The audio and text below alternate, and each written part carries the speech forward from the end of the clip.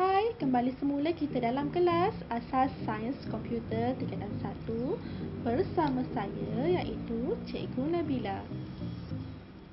Kita masih dalam topik yang sama iaitu 1.0 konsep asas pemikiran komputasional. Tapi hari ini kita nak lihat kepada subtopik yang baru iaitu menyelesaikan sesuatu tugasan menggunakan teknik leraian dan menentukan langkah secara tertib.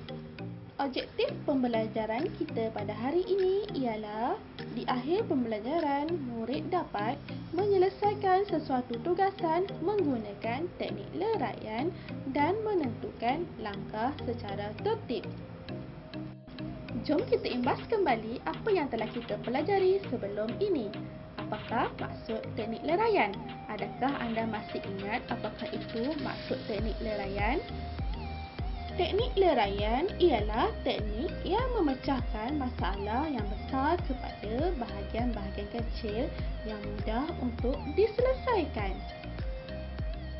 Jom kita lihat kepada kebaikan teknik leraian. Antara kebaikannya ialah yang pertama, kita dapat memahami proses kerja dengan lebih mudah. Yang kedua, memberi penerangan dengan lebih jelas kepada orang lain. Dan yang ketiga, dapat menyediakan algoritma yang lebih tepat dan jelas. Mari kita lihat contoh penyelesaian masalah. Okey, Muaz bercadang untuk membeli jam tangan. Semasa memasuki butik, dia mendapati pelbagai variasi jam tangan yang dijual sehingga mengalami kesukaran untuk membuat pilihan. Okey, Muaz ni dia nak pergi beli jam, dia pergi kat butik dan dia lihat terdapat pelbagai jenis jam dan dia keliru nak pilih jam yang mana. Okey, kalau kamu jadi Muaz, apakah langkah yang sesuai sekali untuk kamu gunakan untuk selesaikan masalah? Okey, kalau kamu jadi Muaz, pertama sekali cikgu percaya kamu pasti akan memilih jam mengikut warna kesukaan kamu ataupun warna yang menarik. Okey. Kemudian kamu akan lihat pada anggaran bajet maksimum jam tangan yang diperuntukkan. Contohnya, dalam tangan kamu ada RM200 sahaja. Dan penjual juga akan tanya kepada kamu anggaran encik berapa. Okey, jadi kamu akan kata anggaran saya dalam RM200 dan penjual tersebut akan tunjukkan jam yang berharga RM200 ke bawah sahaja. Okey. Boleh ke kalau kita nak tengok jam tangan yang lebih RM200? Boleh, tak ada masalah. Tapi masalah tersebut tak akan selesailah kerana kamu tidak ada duit yang cukup. Okey, kemudian kita akan lihat kepada reka bentuk jam yang terkini. Okey, memang lumrah dan fitrah manusia sukakan trend yang terkini. Betul tak? Suka trend yang terkini dan yang cantik-cantik. Betul tak? Okey, contohnya trend terkini bentuknya bulat. Jadi kamu akan memilih bentuk bulat. Okey, itu contoh. Okey, kalau design terkini berbentuk petak, kamu akan memilih berbentuk petak. Okey. Jadi kita akan lihat kepada ketiga-tiga langkah penyelesaian iaitu warna, bajet dan reka bentuk. Jadi masalah kita akan selesai. Iaitu masalah Muaz itulah.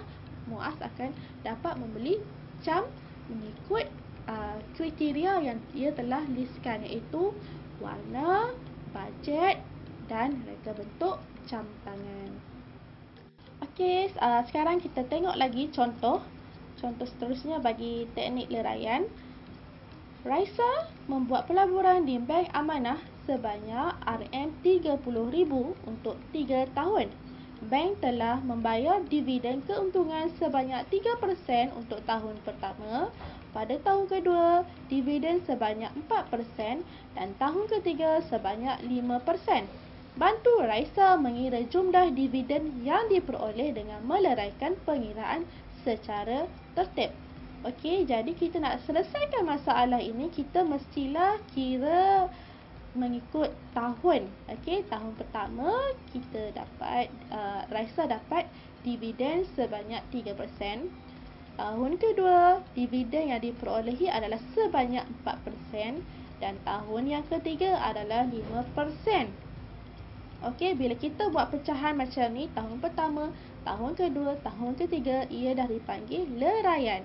Okey, leraian bermaksud memecahkan masalah yang besar kepada bahagian-bahagian kecil. Yang ni kita bahagikan dah supaya kita mudah untuk lihat dan untuk kita kira.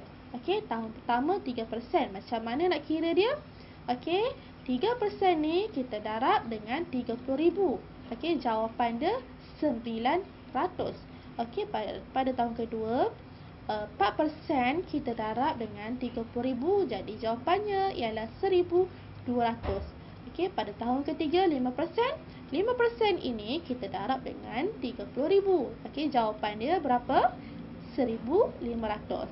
Okey, bila kita dah dapat kesemua jumlah bagi 3 tahun ini, kita harus tambah kesemuanya. Okey, 900 tambah 1,200 tambah 1,500. Okey, jawapannya ialah 3,600. Okey, maknanya jumlah dividen yang diperolehi selama 3 tahun tu adalah 3,600. Okey, sampai di sini saja kelas kita pada hari ini. Semoga kamu dapat mengaplikasikanlah teknik leraian ini dalam masalah harian kamu. Okey, itu sahaja daripada cikgu. Sekian, terima kasih. Bye-bye. Jumpa lagi next class.